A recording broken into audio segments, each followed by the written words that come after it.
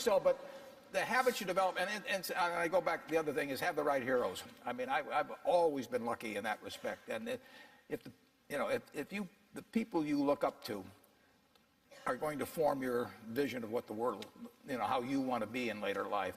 And I'll give you two pieces of advice. I'd invest as much in myself as you can. I mean, you're your own biggest asset by far. I mean, you've got all kinds of potential. All the people in this room, you're lucky to be in this country, gotten a good education, but most people go through life using up a very, very small part of their potential. And so anything you do that invests in yourself,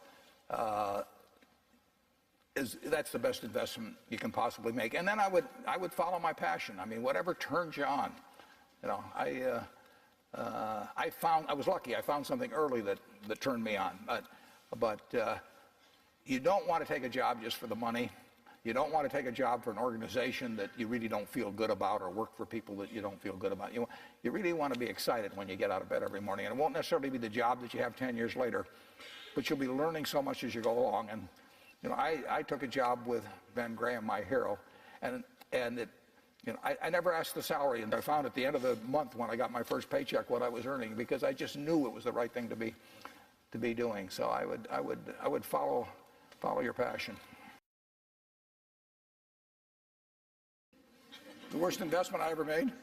How long do you have? Well, I've made some very bad ones, but that doesn't really bother me. It may bother the shareholders, but that's another question.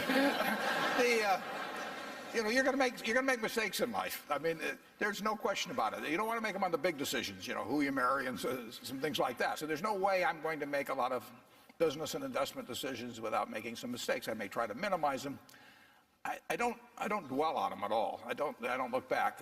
The biggest mistakes are the ones that actually don't show up. They're the mistakes of omission rather than commission. We've never lost that much money on any one investment, but it's the things that I knew enough to do that I didn't do. We have missed profits of as much as maybe $10 billion in things that I knew enough to do and I didn't do. Now, the fact I didn't buy Microsoft way back is not a foregone opportunity, because I didn't know enough to make that decision.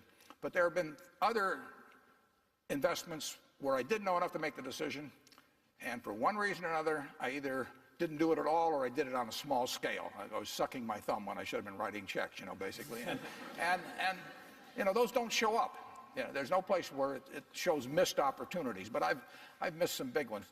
The triumphs in life are partly triumphs because you know that everything isn't going to be a triumph. I would never get too hung up on mistakes. I know a lot of people that really agonize over them, and it just isn't worth it. I mean, tomorrow's another day, and you live it forward and just go on to the next thing.